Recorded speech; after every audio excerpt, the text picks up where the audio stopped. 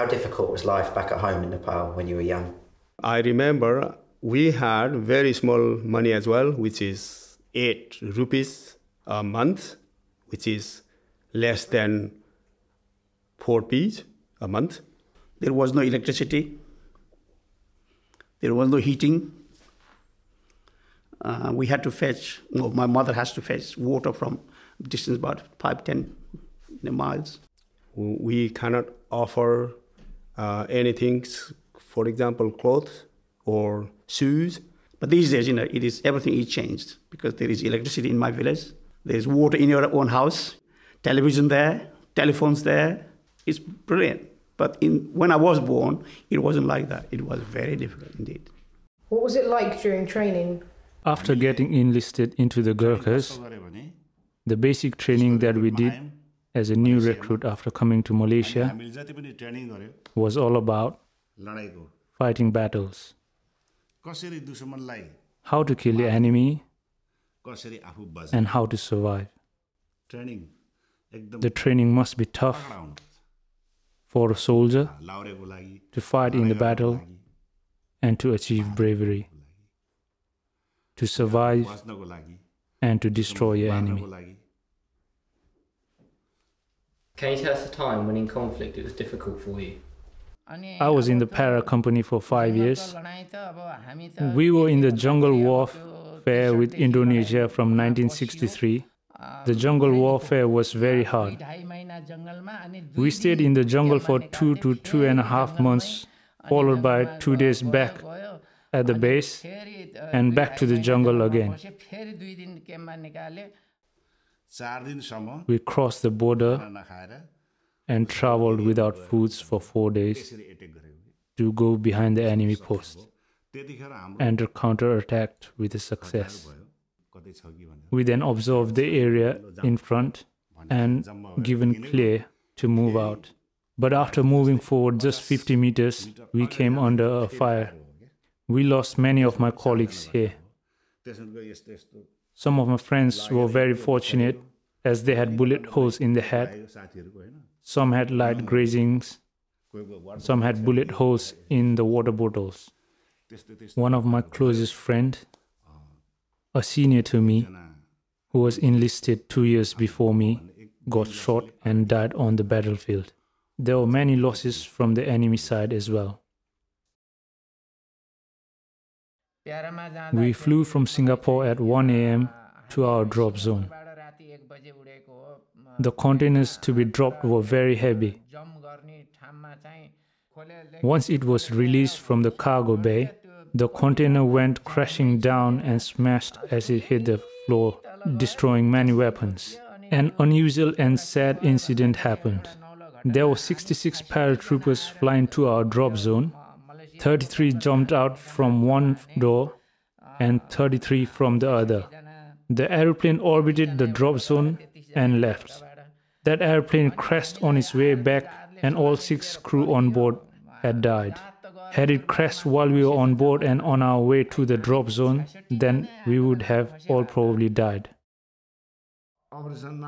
There were just 4 of us who went on an operation in that hostile Brunei jungle.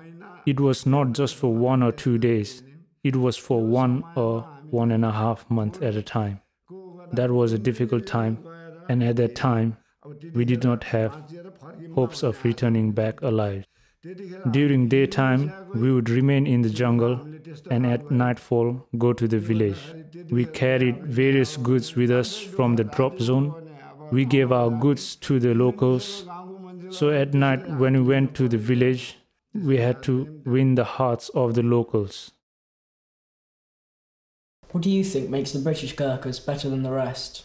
The most important is because of our background, because of our history. This year, we are celebrating 200 years serving under the Crown. So, because of we came from very different background, our training, our way of thinking, and working in the group is compared the other is very different. And you can go around the world, you can be involved in all sorts of activities. For example, fighting with Taliban and also Iraq, And also in the old days, you could go and you were doing the job in the borders in Hong Kong as well. In Nepal, we didn't have any choice.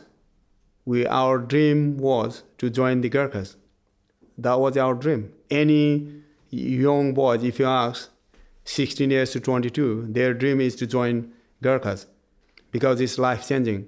How was your life when you left the Gurkhas? Well, once you leave the army, you need to find some other job, don't you? Came all the way from Nepal for an interview for a job in West Midlands. And they have accepted me. And since then I've been as a camp commandant before. Now I'm the training safety officer and commandant of East Anglia training area now. I had a very good opportunity, I myself, with my brother and family, running a business. I'm very fortunate to settle in the UK and running a business, restaurant and pub. If you could do so, would you do things differently? If I could rejoin the army, I would do that same again, if I could. I like the army life so much. My dream was to join the Gurkhas, which is I success. And if I do it again, yes, definitely I'll do it, join the Gurkhas and do it again. The army, the Queen and the country has given me so much that I have educated my 2 children in the best universities possible. And they are now doctors and IT, professional. So I like to do that again if I can. How did you feel when you were guarding the Queen at Buckingham Palace? This is one of the dream for any Gurkha officer. So basically, every year, the Gurkha captain selections to go in the serve Her Majesty Queen Buckingham Palace. So I'm the one luckiest to do that 2006 July to 2007 July. So our job is to escort Her Majesty Queen from her residence to the ballroom where the recipient received the medals. So I was very proud, honored, and as I said, any Gurkha officer is one of the dream job is to do that job. I understand you were awarded an MBE. Can you tell me more about this?